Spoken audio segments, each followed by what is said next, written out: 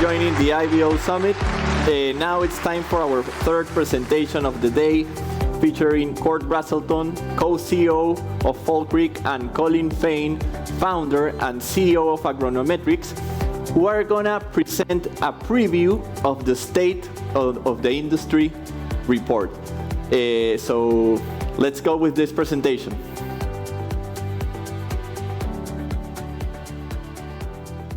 All right. Well, thank you, Luis. As the music dies down, we will kick this off. We're going to do our best to be efficient with the time. As usual, when presenting on these things, the danger is how do you touch enough to keep it interesting, but how do you be efficient with time? So what we'll do quickly here is an introduction. This is I believe the 9th edition of the State of the Industry Report since its publication began in 2005. I had the privilege of taking this over for the USHBC, which had begun a few years previous in 2005. And since then, it has become an ever larger project. It was passed over to the IBO at its formation, the foundation of which I have the unique privilege of getting to be part of as a founder in the organization. For many years, this was a labor of love for myself with the help of a person named Nancy Bauer. Nancy is retired. I'd like to say special thanks to Nancy. If you look back on previous reports over the years, you'll see her touch and the look and feel. We have a new look and feel and a new approach to the report this year that we're going to give a preview on. First of all, we'll say this multiple times, but this report is free to the industry now. So please look forward to seeing it in your mailbox. If you're an attendee here and getting a copy, we hope you enjoy it as much as we enjoyed producing it. With the support of the board of the IBO, made of the country members, we were able to increase resources starting the last report 2 years ago, and Colin came on board with me and really took on a lot of the management of the complexity, improving the statistics, the collection process, all those wonderful things. And since then, we've actually got the support to ramp up and build up the team producing this. So we'll talk about that in a minute, but we took on a new approach to the design, tried to expand the value, and we are working on a few new ideas that you'll see a little bit of in this report, and hopefully we'll be able to build on in the future. This report will likely become annual starting this year, and it will be free to the industry, as I stated. This has been a great run, personally. There was a time when this was, I'm sure we've all had these experiences where you do something on your own, and at a certain point, it's time to bring people in. For me, this has been a transition of owning the whole thing to essentially becoming the editor and a source of guidance to a team much more talented and capable than myself.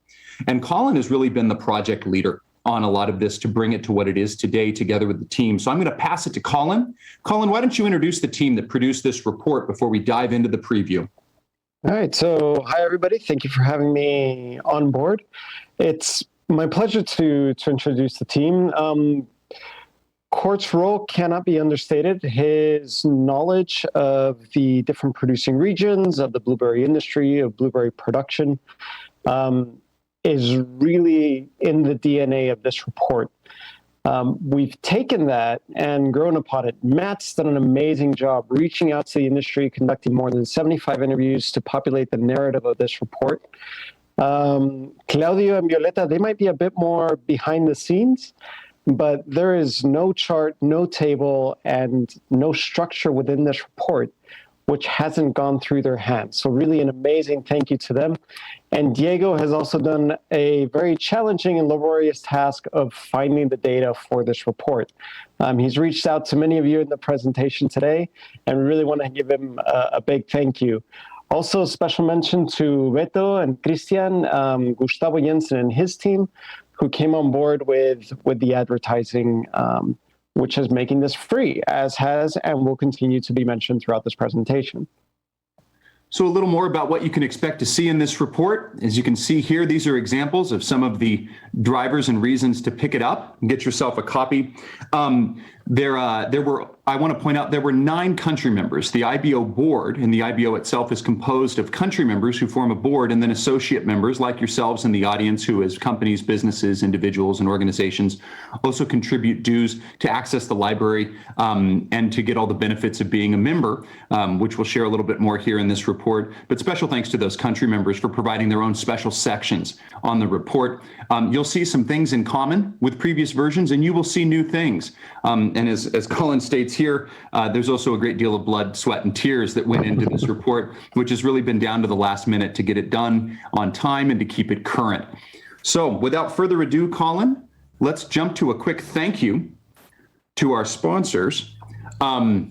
So first of all, looking at this slide, these are the organizations who provided the advertising support that has made this report free. As many as you know, in previous years, we have sold this at the IBO, and we realize looking forward, that's probably not a fit. It's always a big jump to allow advertising in a product that's really intended to inform and serve, rather than really to be a media publication. But thanks to these sponsors, we've been able to bring a lot of people, more people, access to this information. The most important thing that this report does is get all the information available at the time into the hands of people throughout the industry so we can make more informed decisions. People will have this report in their hand, on their desks, on their computers, their tablets for the next year plus. So it is a unique advertising opportunity. First of all, special thanks to everyone who has contributed here, these companies on this list. Additionally, my sincerest condolences to those who missed this opportunity, and I hope you can capture it next time. We do indeed need a lot of resources. We went a very long way to do our best on this report. It does not come cheap to get all this work done. We also have to buy a lot of the data and things we put in here. So thank you very much for the financial support to make this project happen. And I believe without further ado, that brings us to some actual data, which we'll be looking at now for the next few minutes. Take it away, Colin. So one of the big milestones that the industry has surpassed in this 2020 is planting more than 200,000 hectares. This is divided up between Asia, Asia Pacific, Europe, the Middle East, and Africa, and the Americas. Most of that is still in the Americas. However, the market share of the other two is growing. Now, we're going to touch on this a few times, though we don't want to hit it too hard. That we have confidence in the data we presented. The day we publish this data is the day we know it's wrong, but this is the best, worst data we have for this project. Much of this is based on estimations, aggregations, and averages of contributors, official sources. I do want to point out something that's important here as it pertains to Asia, specifically China. We've talked about this before. The fact is, it is uniquely challenging to get accurate information both on plantings and volumes, and it's very hard to corroborate. We've used official data as well as private contributions from a variety of organizations and individuals in the sector. And while we have confidence in our methodology for creating our averages, we do continue to question some of the validity of the total plantings and the volumes. It is indeed possible these numbers are lower, but we are going to use the data we have, and we have followed a similar methodology to the previous year. So even if the data is not accurate, the methodology remains the same, so the trends we capture have some consistency. So with that disclaimer, we're not going to make a lot of disclaimers about our data, but please take that into account as we look at some of this. It may result in a lag reality relative to the data as we look to the future. Colin, let's jump into the information by origin. So I think this is one of the most interesting slides in the presentation. We mentioned that the Americas continues to be the center of production or the center of plantings for hectares. When we look at this on a global scale, we can estimate that about 35% of the hectares planted are targeting the US, Canada market. That is where blueberries were born.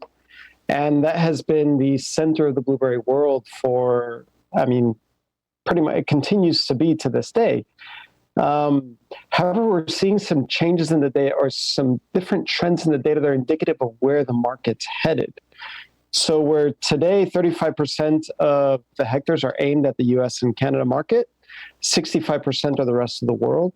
If we just look at the new hectares that have come online between 2018 and 2020, we can see that about 19% of the new hectares are targeting the US-Canada market, while 81% of the new hectares are targeting the rest of the world. This is telling us basically that there's more growth aimed at the rest of the world than there is at the US-Canada market, where that's a more established consumer base for blueberries. We're seeing a lot of really interesting growth coming out of Europe in particular, as well as Asia.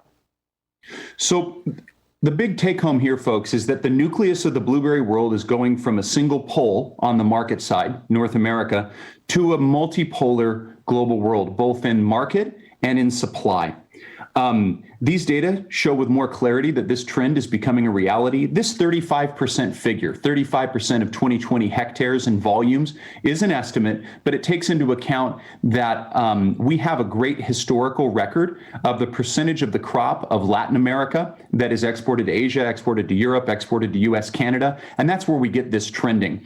This is an estimate, but we estimate now that 35% of global hectares target serving US, Canadian markets, and the rest serve the rest of the world. And as Colin stated, more recently, the trend of hectares going into the ground that services other geographies outside of the US and Canada is accelerating. Behind this is a really interesting trend as well. So here's another one to take home and remember as we look at this report and as you read the report. Europe is now the leading driver of new consumption growth. US and Canada remain the largest single source of consumption and continue to grow, a little bit lower percentage from a higher base. But on a total volume basis, a per capita basis, and a rate of consumption growth in volume and percentage, Europe is in the driver's seat now for new consumption. Asia is growing at the highest percentage, but from a lower base. And so the biggest contributor to consumption growth is today Europe. All these calculations take into account the export trends and current export data. So let's move to the next one, Colin. So a new metric that we're bringing to the report is looking not only at the hectares planted, but how many of those hectares are in commercial production and how many of those are still waiting to come into commercial production. We did this by looking at more than 110 producing regions and estimating the lag from planting to commercial production for each one of these regions.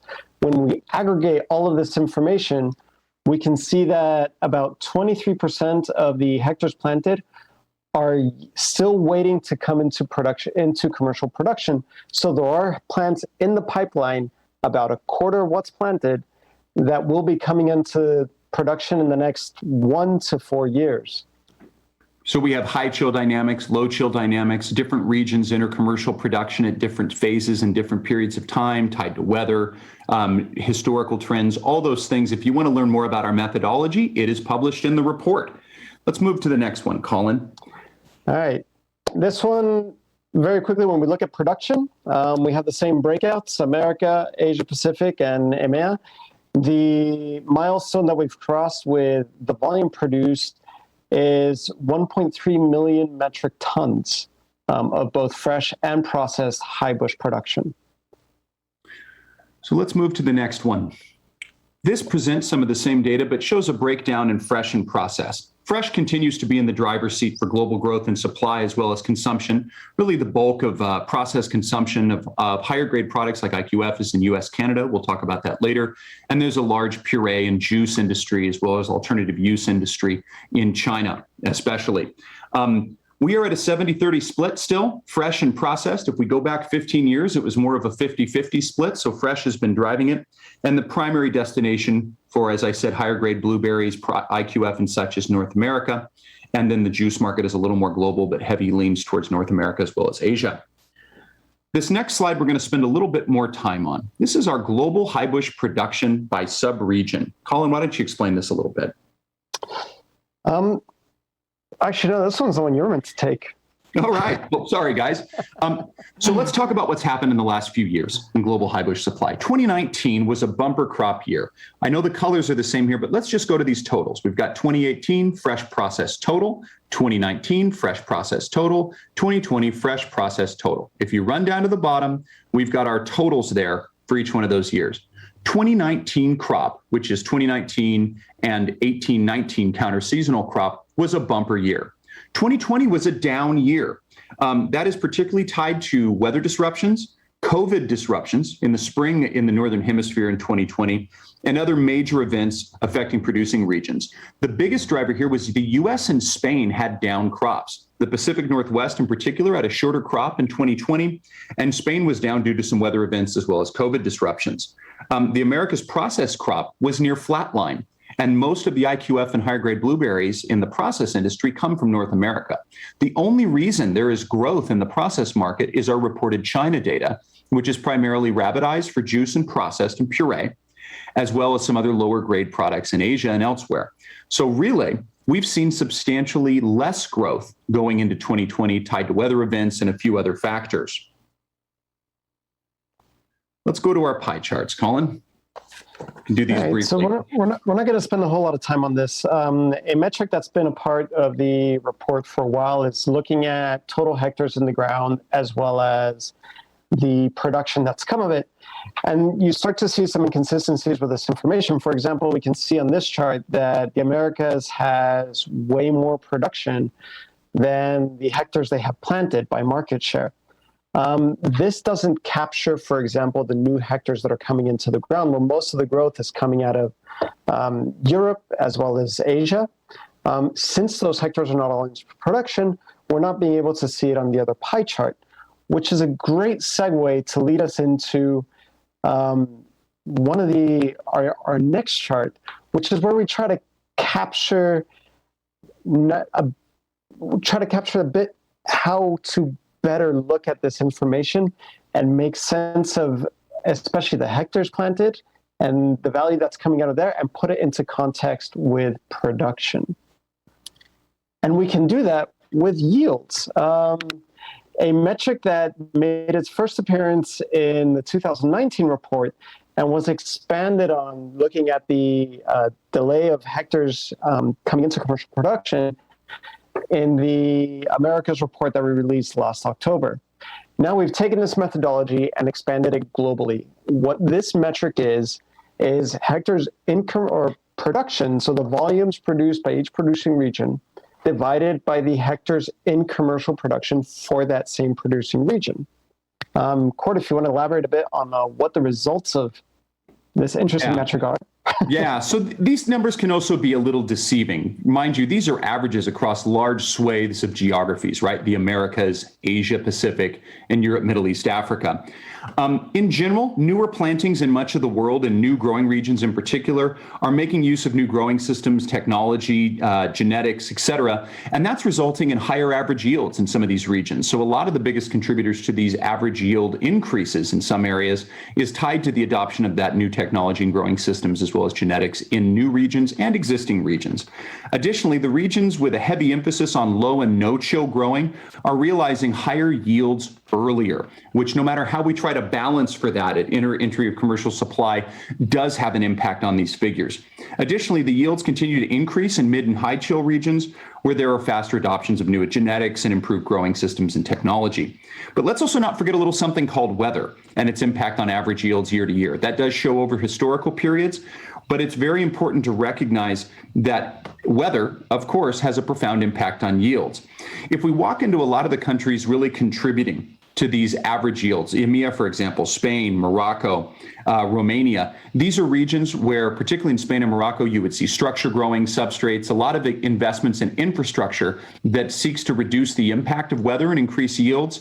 In places like Romania, where there's a highly consolidated industry, Peru is also similar, highly consolidated, unique weather and unique growing environment, and some very unique physiological things happening in the fields that are resulting in higher yields.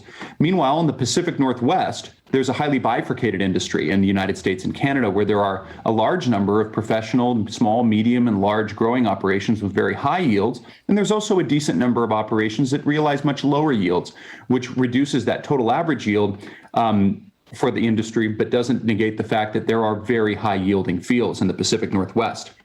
So there's a lot more on the methodology behind this and how we've done this in the report. But it is an interesting trend that's pretty useful as we try to do some forecasting, which brings us to forecasting. Really good at segues into this presentation. Yes. So this is what we try to do is project how the industry will most likely develop based on the best information that we have. And here again, we use the metric of hectares that are in production. And it's particularly interesting when we take into account the hectares that we expect to come into production over the next 3-4 years. For example, if a producing region that's growing has a 4-year delay to production, then the hectares planted today will be the ones that are in production in 2024, which gives us a really good idea of how that will develop over the next couple using this methodology and looking at the delays for each producing region, we estimate to know the hectares that will be in production in 2021 for all the regions. 83% of 2022, 61% of 2023. Where we don't have the exact information on what will be in production for this given year, we fill in the blanks with regression. So having the hectares in production and multiplying by the yields gives us this estimated production volume that we're seeing in this chart. So with the yields, it's a flatter line where we're able to see growth in hectares and growth in production. The yields will kind of negate those both of those growths and give us a very good tool with which to project out. So using the projections from the yields and the estimated hectares in production are how we came up with these numbers, which I'm fairly comfortable that it's the best forecast we've been able to produce yet, although it's still something that can definitely be improved upon.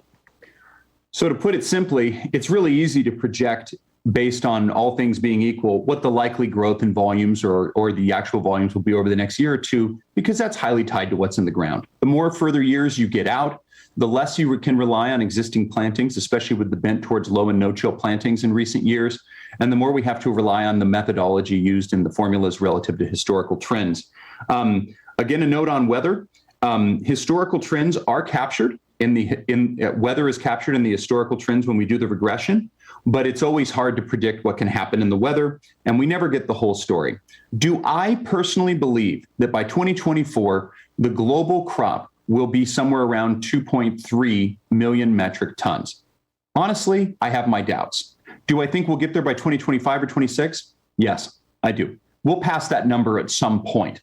So I think that's an important thing to recognize, that while the actual year in which this growth occurs precisely is hard to project, the trend is what really matters here too. Global consumption is growing and global supply is growing to meet that consumption, and it's increasingly oriented towards the rest of the world outside of the US and Canada.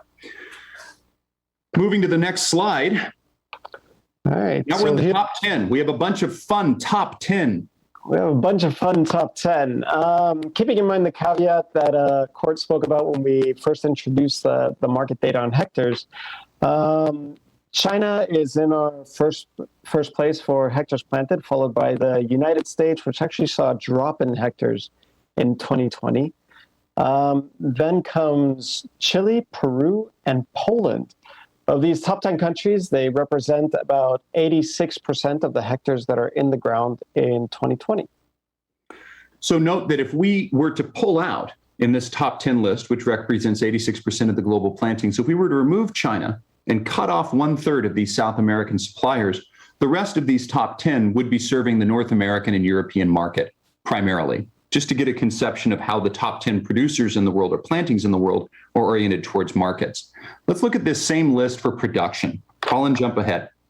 All right. So China and the United States are still in the top position. Chile is the largest producer.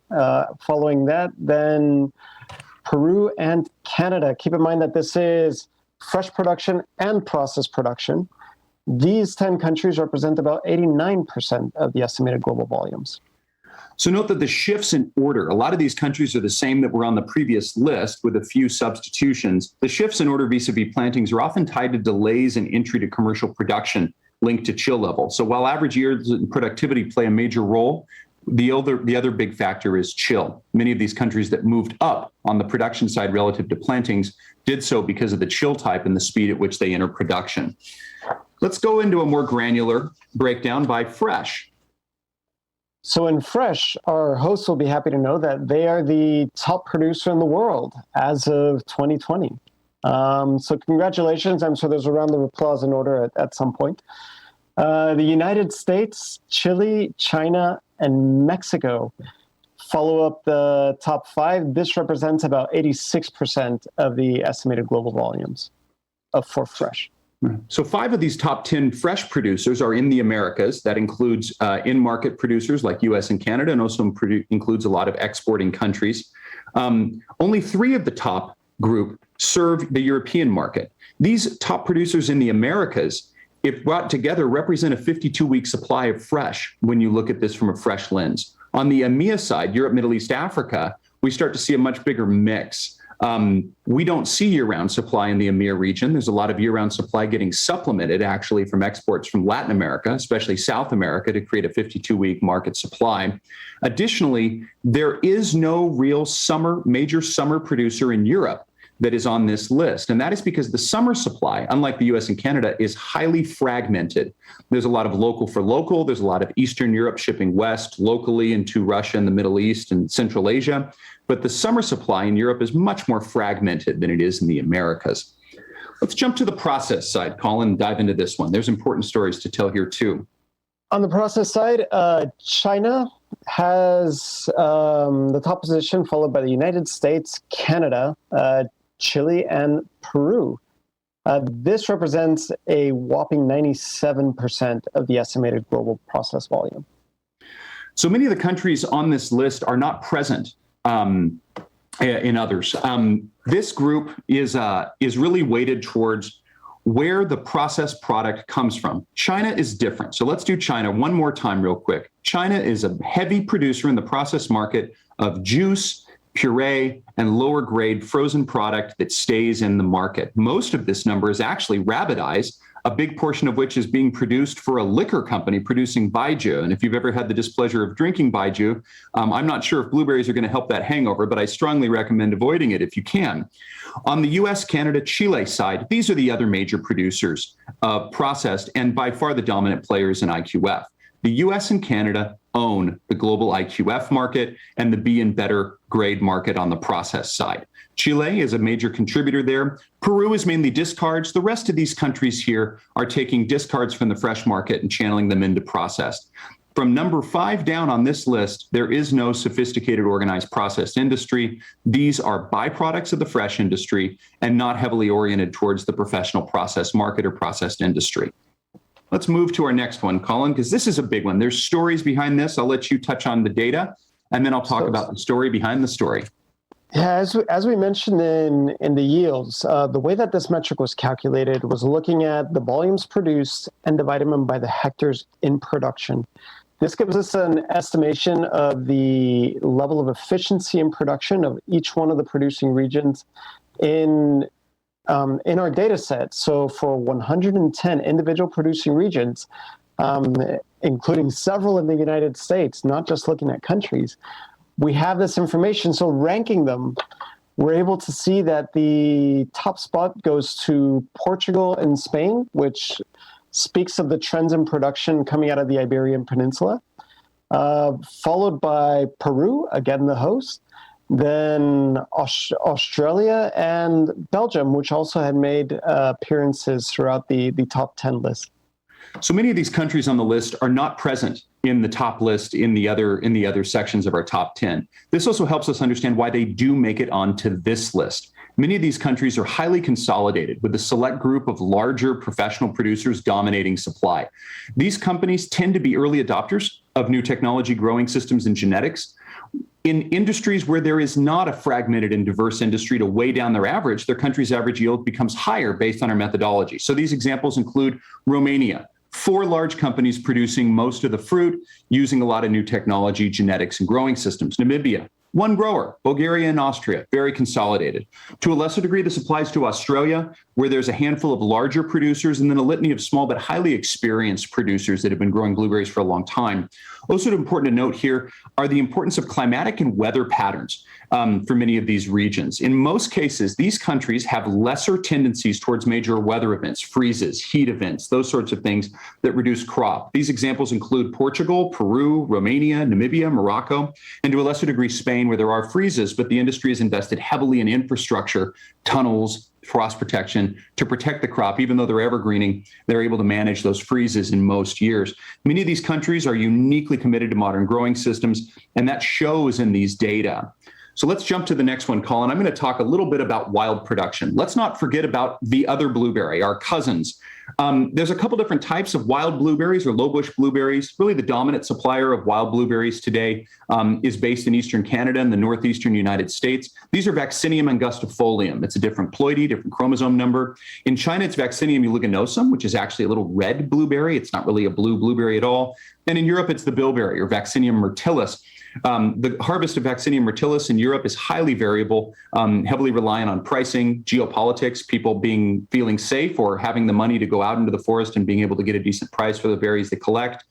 In the eastern Canada and northeastern US, it's a highly consolidated industry. There's 6 major handlers that also produce very large fields themselves, as well as lease much of the industry now and manage it. So while their volumes continue to decrease due to pest, disease pressure, weather issues, a variety of challenges that are continuing to push that wild crop down and keep it down, which looks to be a long-term trend, it's also increasingly consolidated, and they're able to capture a decent share of margin in the market due to their effective marketing campaigns, even taking IQF space at times in that premium category from high bush. They've done a good job on this part. When we combine all this together, and where we treat all blueberries not as equal, but all blueberries as blueberries, we get an interesting global summary. So Colin, let's put it together. We've seen this before. This is what happens when we combine wild and high bush and all of it together. So explain real quick what's happening here, Colin, and then I'll do a little background. I mean, the basic explanation is the one you just gave. We basically combined everything. The big milestone that we're crossing is the consumption of 1.5 million metric tons. That is a lot of blueberries that are going out there into the world. When we look at the fresh process split, that's about 66-36. So 66% fresh, 36% processed. So the process market is unique in blueberries in that our product, unlike some other commodities, can go both ways, especially in fields where you can bring a machine in. If the frozen price gets high enough, that really pushes the floor up for the fresh market. That back and forth between the two crop types or between the two market types has always had a real impact. And wild has a real impact, or low bush has a real impact on the process market for high bush. As we can see here, we now have a 2/3, 1/3 split when we throw in the wild blueberry crop. Movement of processed blueberries during COVID has been exceptional. The fact is our inventories are lower than they've been in a while, and movement is up and utilization is holding quite effectively. If we were to acknowledge that China's processed crop stays in China and is primarily juice and puree, then we can acknowledge that actually the high bush processed crop has not grown globally. If anything, has declined slightly, and wild is down. This helps us understand the supply-demand dynamics we're facing today, where there is a moderate shortage of processed blueberries. Now, that does not mean that we're going to see aggressive upward pressure on process for a number of reasons, and we'll get to that in a minute. But the largest downward pressure on process pricing in high bush is arguably now tied to the fragmentation of handling. I mentioned in the wild blueberry industry, there's really 6 handlers selling and processing and even managing a lot of the supply chain in the crop. On the high bush side, there is no handler representing more than 10% of the total crop. So it's a much more fragmented side on the selling side. So there's a lot more pressure on pricing, more because of the market dynamics and the handling dynamics. So Colin, let's keep moving. I think we've got 10 minutes or so left. All right. This one is just a very interesting chart. So here we can see how the market share for wild and the high bush process has been diverging over time. And this gives us a mix of 46% going to wild, while 22% remains in processed. I think we push on because I know we're short on time. The only thing I would emphasize here is that bump upwards of total processed supply in the last 2 years is tied entirely to the Chinese numbers, which stay in China, may or may not be accurate, and are targeting juice and puree. So on the market that is most affecting the high bush industry today on process, that figure would actually be a flat line.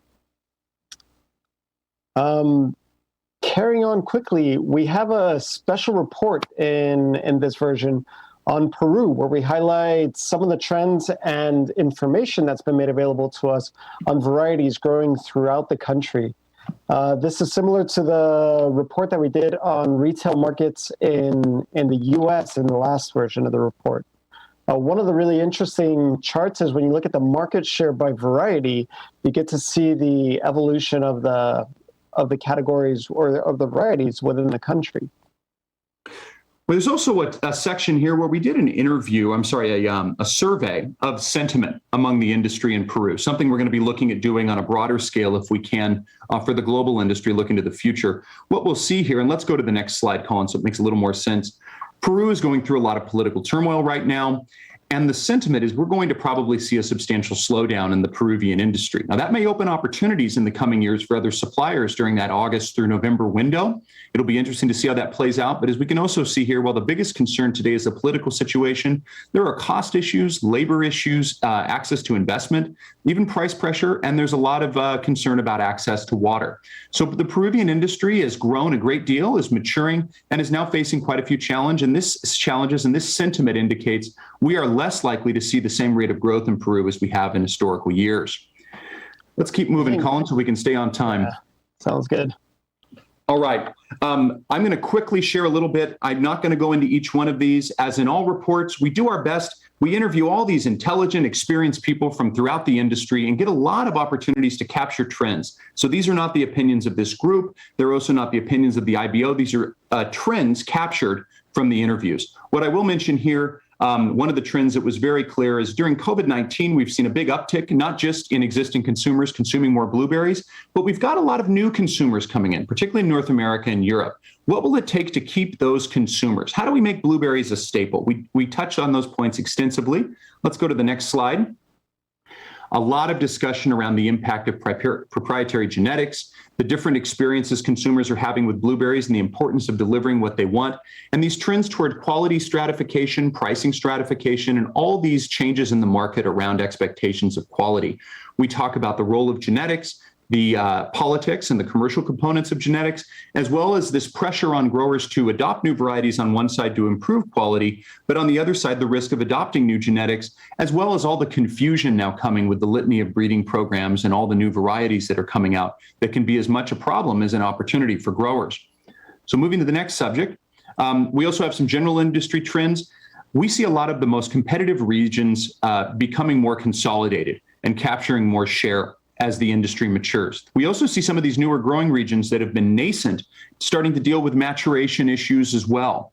And the other point I don't want to miss, again, the European market is now a major leader in growth and is the primary source of growth in consumption and volume utilization in recent years and likely to be so in the coming years as well. And then, of course, there's the big Asia question. How do we capture this opportunity? How do we grow this market? And how do we serve it as an industry? Moving to the next item. We talk a little bit about the politics, certainly the politics that have recently gone on in the Americas, the concern around the conflicts that have arisen and the importance of resolving the issues that remain unresolved, not just for the U.S. industry, but issues facing everyone. One of the things that's made this industry special is the wherewithal of those invested in this industry to lay down their swords, come together, and to talk about how we can work in the interest of everyone.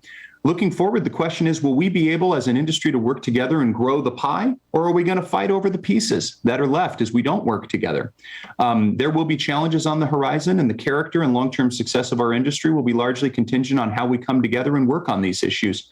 Obviously, the USHBC has been the leader in a lot of these efforts. A lot of other trends on new technology, substrate growing, the entrance of outside capital, the M&As going on in our industry, all these things are addressed.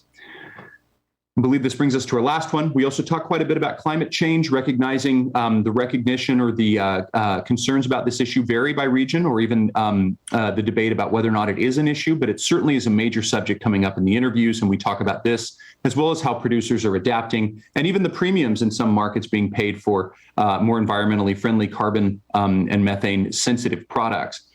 Lastly, we talk a little bit about the trends in social responsibility and environmental accountability. Those are major trends that many markets are demanding, and also something a lot of companies are focused on, so we touch on that. All right, rapid fire. We also have other information for every subregion in the report. We look at the exports for every single country that's involved. So we've been able to digest the entire world to be able to bring you this information. For the exporting countries in particular, we look at their exports over the last couple of years to try to capture a sense of where their production curves are. We also look at the imports. So for example, here looking at Western Europe, how has that evolved over time? And then what does that look like into the season? For North America, we're able to break out the information that's been collected into, well, for North America and other origins, into the individual producing region, so looking at Washington, Oregon, to offer more depth into what's going on into the industry. And as mentioned at the beginning, we have our country member summaries, which in this case have been branded and set aside so we can give a stage to the different members to speak with their own voice to the world through this report. So this is a section that has some editorials. This report does conclude with some opinions that include the opinions of the editor. There's the question I shared earlier. Will the pandemic effect sustain? Will we be able to keep these new consumers? Can we deliver the quality they want, the pricing they want, the consistency they're looking for if we're going to keep these new consumers? Big question to the industry, not an easy answer. The scaling of quality and consistency is probably what is going to assure our future as an industry. Easier said than done. Making that health message go global and keeping that alive is a critical driver for bringing in new consumers. It's not how we keep them, but it is a great way to get them in the door and build that confidence as we continue to improve the consumer experience. I continue to believe there is an opportunity for getting some sort of generic messaging out around dosage. A lot of the clinical research going on today is built around daily consumption of about 1 cup, 128 grams of blueberries, and that's where a lot of these benefits are starting to show themselves. How can we get that message out while complying with the regulatory environments in different markets on health claims? Attrition growth consolidation while keeping that industry spirit alive. As the industry matures, how do we keep the focus on working in the best interest of everyone and not just individual businesses? Big question, a value-oriented question from someone who's grown up in this industry, but it's something I'm concerned about and others are as well, and something we should ask ourselves. What can we do to be more connected to people around the world and work in each other's best interests so that we can have a win-win? And then the last one, where will the fruit come from to serve future consumption? The only question that's come in here so far today has been, does this supply projection align with demand? Current demand models show that it does, is the simple answer, but that doesn't say that the quality we deliver or the way it gets delivered or the timing with which it's delivered or the format it's delivered in aligns with market demands. We as an industry need to become more aware and focused on what consumers want. That is my personal answer to that. And I think it's a big part of this too, because what the product that's going to win that share is the product that ultimately the consumers want, that moves effectively at retail and in future omni-channel and e-commerce, so that we can actually keep that market.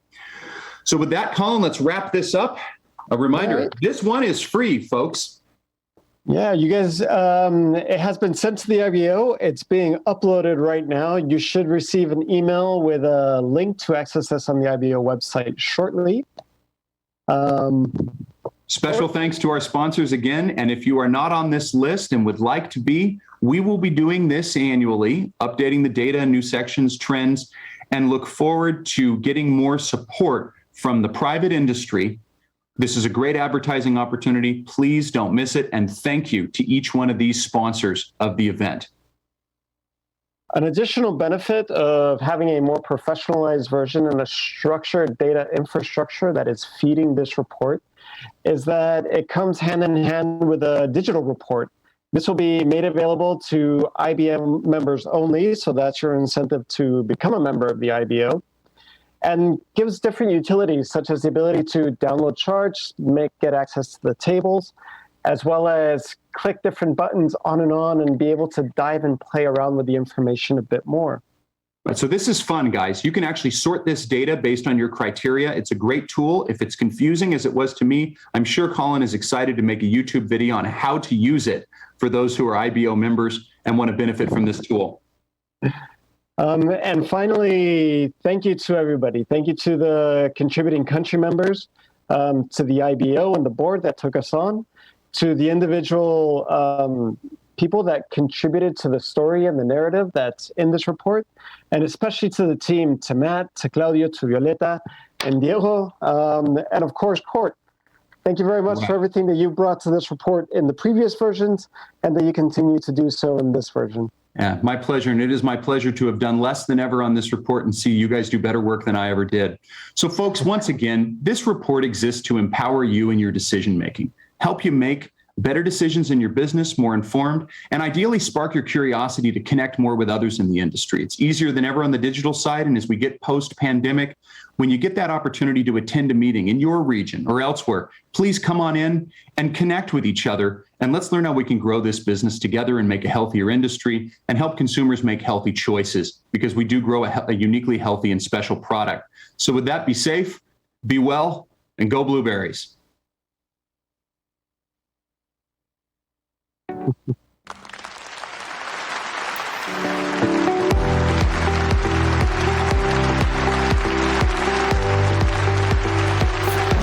Thank you, Court and Colin, for this great presentation and for putting together this report for all the Blueberry community. Personally, I have consulted this report many times to know what's going on with the data and statistics in every part of the world. So thank you very much for doing this great effort. I think it's super important for the industry worldwide. Now we're going to have a quick break, and we are going to meet again at the stage at 12, where we're going to kick off our virtual tours. We're going to visit virtually different fields in Peru. You don't want to miss this section of the IBO Summit. See you at 12.